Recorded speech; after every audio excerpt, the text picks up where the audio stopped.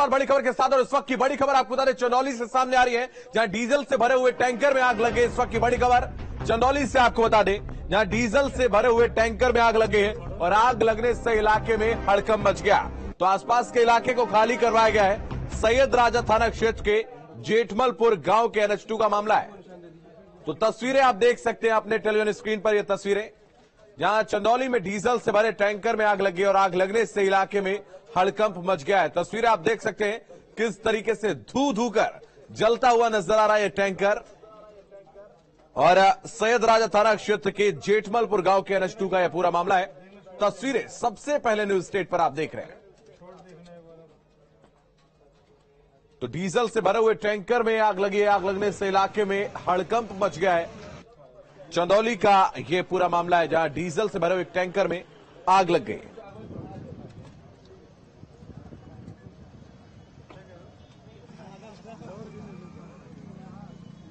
तो बड़ी खबर आपको बता दें, बड़ी खबर सामने आ रही है आगरा से, जहां पर ट्रक में चोरी की वारदात का खुलासा हुआ। इस वक्त की बड़ी खबर आपको बता दें, बड़ी खबर सामने आ रही है आगरा से, जहां ट्रक में चोरी की वारदात का सनसनीखेज खुलासा हुआ है। फाइनेंस से बचने के लिए यह पूरी वारदात रची गई थी। तो ट्रक मालिक निकला वारदात का मास्टरमाइंड। ट्रक मालिक समेत 4 लोग गिरफ्तार। तो ट्रक में रखा 14 लाख रुपए का अनार हड़पने के लिए यह साजिश रची गई। गुजरात से वाराणसी पहुंचा था ट्रक में भरा अनार। तो 40,000 रुपए की किस्त जमा करना चाहते थे आरोपी। खंदौली थाना क्षेत्र का यह पूरा मामला बताया जा रहा है।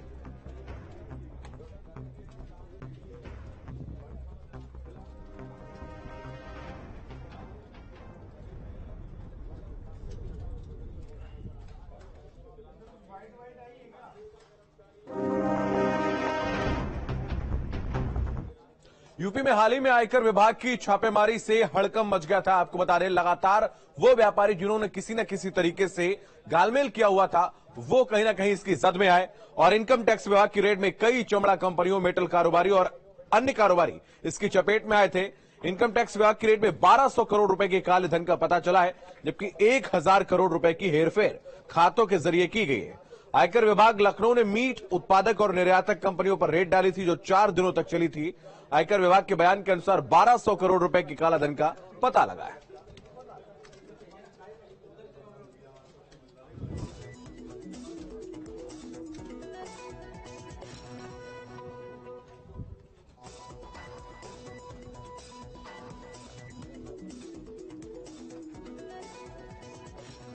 तो यूपी में स्थानीय निकाय चुनाव में ओबीसी आरक्षण को लेकर चल रही सुनवाई अब पूरी हो चुकी है और अब माना जा रहा है कि 27 दिसंबर को इस पर फैसला आ जाएगा।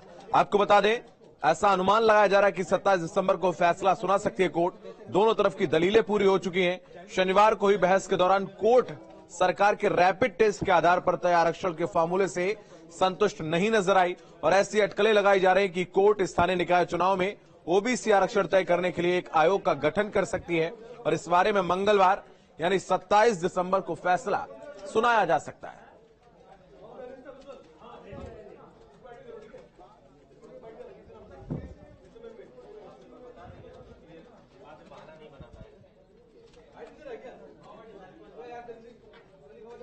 एसपी अध्यक्ष अखिलेश यादव ने निकाय चुनाव को लेकर कहा है कि उनकी पार्टी अच्छा प्रदर्शन करेगी और बीजेपी को उन्होंने घेरा भी है।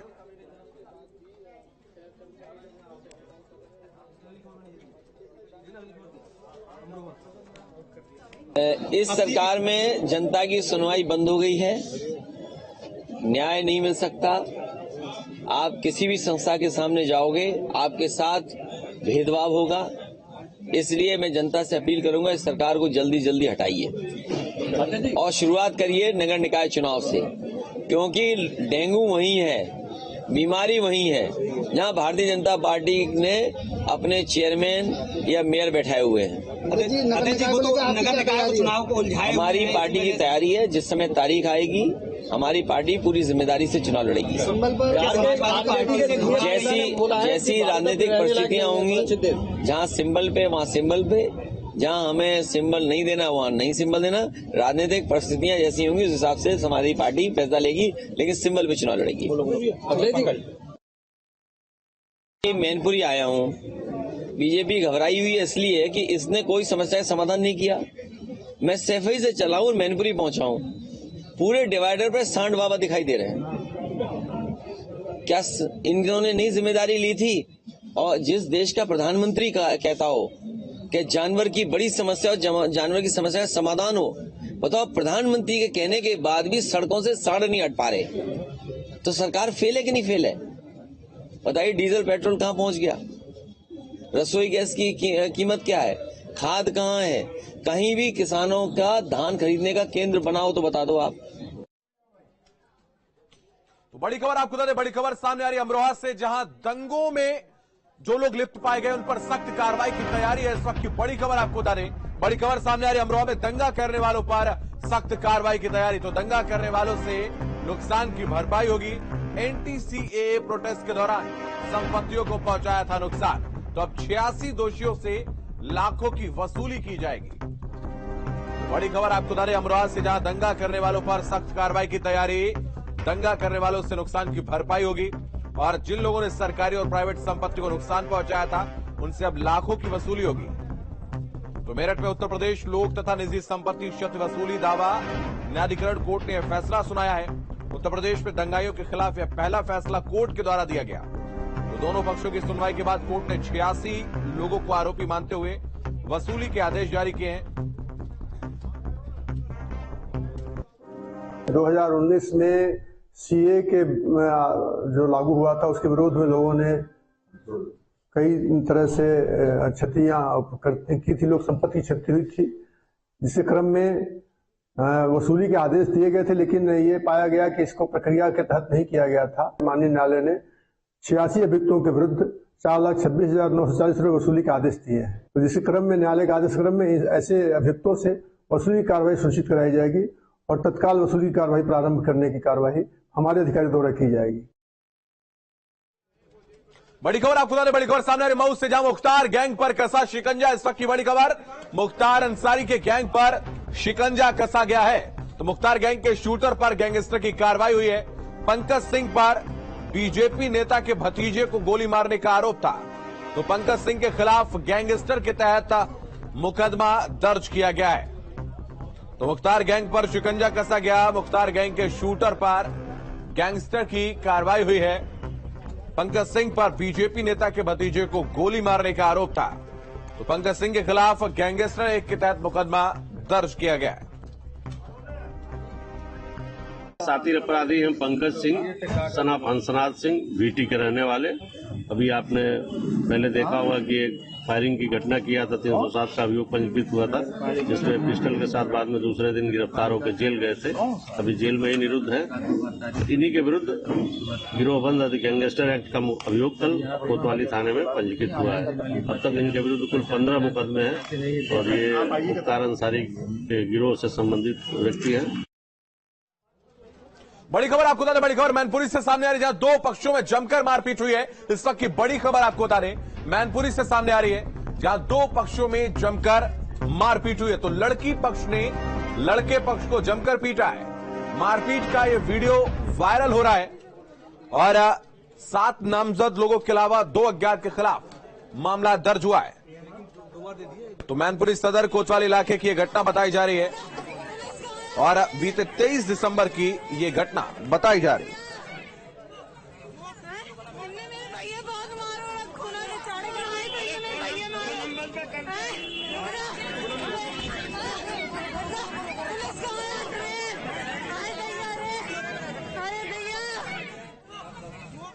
बड़ी खबर आपको बता दें, बड़ी खबर सामने आ रही है हल्द्वानी से, जहां एबीवीपी और निर्दलीय प्रत्याशी के समर्थकों में मारपीट हुई है। इस वक्त की बड़ी खबर आपको बता दें, बड़ी खबर सामने आ रही है, जहां पर एबीवीपी और निर्दलीय प्रत्याशी के समर्थकों के बीच मारपीट हुई है।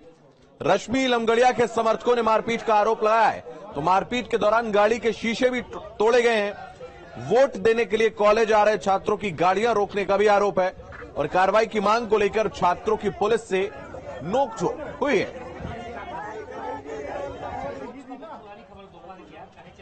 तो हल्द्वानी का यह पूरा मामला है, जहां पर 2 पक्षों में मारपीट हुई है। आपको बता दें, छात्र संघ का चुनाव हो रहा है और इसी दौरान एबीवीपी और निर्दलीय प्रत्याशी के समर्थकों में मारपीट की घटना सामने आई।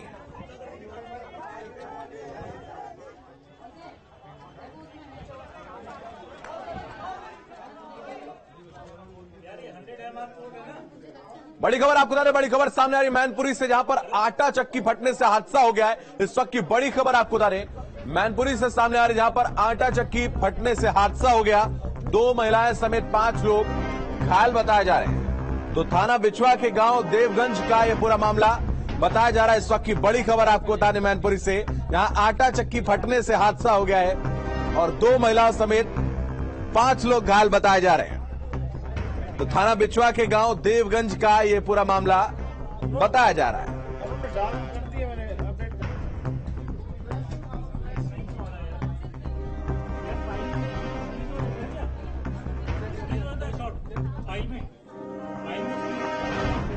बड़ी खबर आपको बता दें, बड़ी खबर सीतापुर से सामने आ रही, जहां पर धर्मांतरण का खेल जारी। इस वक्त की बड़ी खबर आपको बता दें, शादी और नौकरी के नाम पर धर्मांतरण का खेल जारी है। इस वक्त की बड़ी खबर आपको बता दें, बड़ी खबर सामने आ रही है सीतापुर से, जहां पर नौकरी और शादी के नाम पर धर्मांतरण का आरोप है।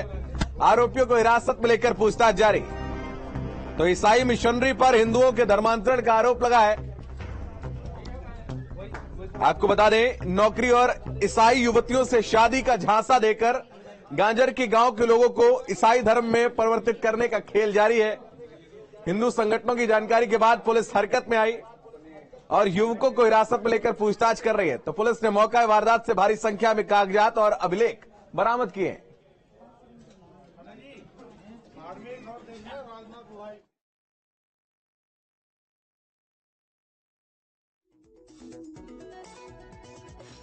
वहाँ पे एक धर्मांतरण का प्रकरण काफी दिनों से चल रहा था। तो आज 2 से 4 बजे की मीटिंग वहाँ रखी गई थी, ऐसी सूचना हम लोगों को मिली। तत्पश्चात हम लोग इसमें कुछ बजरंग दल के कार्यकर्ता लेकर के वहाँ पे पहुंचे। जब वहाँ पे पहुंचे भाई साहब, तो लगभग 100 की संख्याओं में महिलाएं, कुछ जेंट्स भी थे। इनके साथ ये 3-4 लोग मिल गए।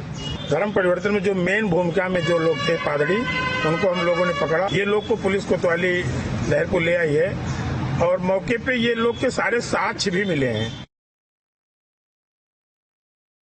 थाना लहरपुर में मार्केट में कुछ व्यक्तियों द्वारा धर्म परिवर्तन कराए जाने की सूचना पर स्थानीय पुलिस द्वारा जाकर जब देखा गया तो 2 व्यक्तियों को वहां से मौके से गिरफ्तार किया गया है और पूछताछ में ये जानकारी हुई है कि इनके द्वारा एक light of the social foundation नाम से सोसाइटी बनाई गई है, जिसके तहत ये जो है लोगों में प्रचार प्रसार करने की बात बता रहे हैं। इस घटना के संबंध में मुकदमा पंजीकृत किया गया है और आगे की विधिक कार्रवाई की जा रही है। उत्तर प्रदेश के मुख्यमंत्री योगी आदित्यनाथ ने कहा है कि क्रिसमस के मौके पर धर्मांतरण की घटनाएं नहीं होनी चाहिए और मुख्यमंत्री योगी आदित्यनाथ ने स्पष्ट तौर पर गृह विभाग और पुलिस के अधिकारियों को निर्देश दिए हैं कि क्रिसमस के मौके पर सबसे ज्यादा धर्मांतरण की घटनाएं जो सामने आती हैं उस पर रोक लगनी चाहिए। कल 25 दिसंबर को जो मुख्य पर्व है उसके लिए सभी आवश्यक व्यवस्थाएं पुलिस प्रशासन के द्वारा की गई है। सभी चर्चेस पे ड्यूटियां हैं। उसको लेके सभी वो वास्तव में वो स्वयं भी इसको लेके चिंतित हैं और मेरे विचार से ऐसा कोई प्रकरण अभी इधर संज्ञान में नहीं आया है। पूर्व में जो प्रकरण आए थे उनमें आवश्यक कार्रवाई की गई है। तो कोरोना को लेकर बोले डिप्टी सीएम ब्रजेश पाठक। इस वक्त की बड़ी खबर आपको बता रहे, बड़ी खबर सामने आ रही है। डिप्टी सीएम ब्रजेश पाठक ने कोरोना को लेकर अपनी प्रतिक्रिया दी है। उन्होंने कहा कि कोविड को लेकर सरकार पूरी तरीके से तैयार है। कोविड से जुड़े सिस्टम को एक्टिव किया गया। हॉस्पिटल में सभी का मास्क लगाना अनिवार्य है, तो सार्वजनिक जगहों पर मास्क लगाने की सलाह दी है। इस वक्त की बड़ी खबर आपको बता रहे। तो कोरोना को लेकर बोले हैं deputy CM Brajesh Pathak, Covid को लेकर सरकार पूरी तरह तैयार है।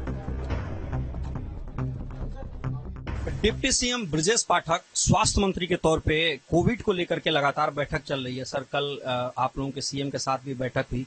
पूरे उत्तर प्रदेश की अगर हम बात करें तो किस तरीके से उत्तर प्रदेश कोविड को लेकर के हमारी सरकार पूरी तरह सतर्कता के साथ आगे बढ़ रही है। सभी जिलाधिकारियों को, मुख्य चिकित्सा अधिकारियों को सतर्क रहने के साथ ही साथ जो कोविड के पुराने इंतजाम थे उनको चुस्त दुरुस्त करने के लिए कहा है। ऑक्सीजन के जो हमारे प्लांट थे उनको चुस्त दुरुस्त करें, वेंटिलेटर्स को चुस्त दुरुस्त करें, बेड्स को आरक्षित करें, दवाइयों का इंतजाम करें और अस्पताल परिसर में किसी भी अस्पताल में जहां पर मरीजों का आना जाना है वहां बगैर मास्क के प्रवेश को हमने रोका है। इसके अलावा सार्वजनिक स्थलों पर जहां संदिग्ध मरीज मिले उनकी जांच की जानी है और जो विदेश से यात्रा करके आए हमारे भाई हैं उनको आइसोलेट करके उनकी जांच करने के बाद ही हम खुले में जाने के लिए सलाह भी हमने दी है। डिप्टी सीएम का साफ तौर पे कहना है कि कोविड को लेकर के उत्तर प्रदेश पहले से तैयारी कर रहा है और जैसे ही केंद्र सरकार की जो गाइडलाइंस हैं, तमाम सारी बातें उसको ध्यान में रखा जा रहा है और पूरे उत्तर प्रदेश में एक तरीके से जो पूर्व में कोविड के समय व्यवस्थाएं थी उसको एक्टिवेट कर दिया गया है। सभी हॉस्पिटल्स में मास्क पहनना अनिवार्य कर दिया गया है और आगे फर्दर जो केंद्र सरकार की गाइडलाइन होगी उसको इम्प्लीमेंट किया जाएगा। वीडियो जर्नलिस्ट सूफी खान के साथ Pawan Singh Sengar, news state, Lucknow. Corona को लेकर प्रदेश में अलर्ट है। राजधानी लखनऊ के चारबाग बस स्टेशन पर यात्रियों को जागरूक करने के निर्देश दिए गए हैं। उनको सुरक्षित यात्रा वो कर सके इसका सुझाव दिया गया। बस स्टेशन पर यात्रियों को मास्क पहनने की सलाह दी गई है। देखिए, अभी हम लोग चाहते हैं कि हमारे जो अब साफ सफाई की व्यवस्था जो है उसमें ठीक रहे और आने वाले दिनों में यदि गाइडलाइन माननीय मुख्यमंत्री जी के अध्यक्षता में होगी तो हम लोग सैनिटाइज करके ही बसों को आगे बढ़ाएंगे। सभी यात्री जो है हम लोग अभी अपील करेंगे कि मास्क लगा करके घर से निकलें तो बने उनके प्रिकॉशन के लिए अच्छा रहेगा।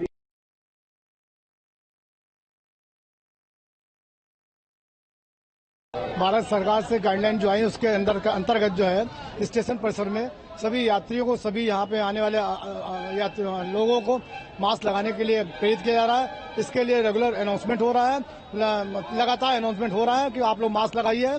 सारे प्रिकॉशन जो हैं जो शासन से मिले हैं उसके अनुसार यहाँ पे कार्रवाई सुनिश्चित कराई जा रही है। मास्क बांटने के लिए भी मतलब सारी व्यवस्था की जा रही है। जैसे मास्क उपलब्ध होंगे वैसे मास्क बांटने का।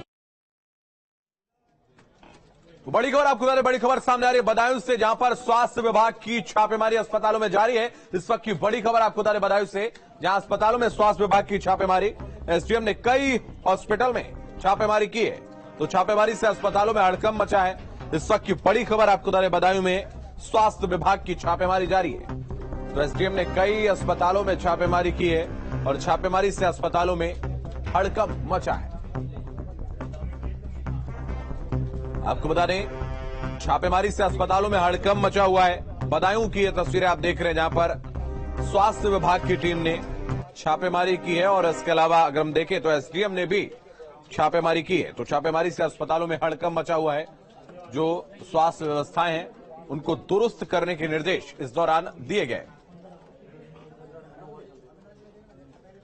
तो तस्वीरें आप देख सकते हैं, ये उस दौरान की तस्वीरें हैं जब छापेमारी एसडीएम के नेतृत्व में मारी गई है, जिसके बाद से हड़कंप मचा है।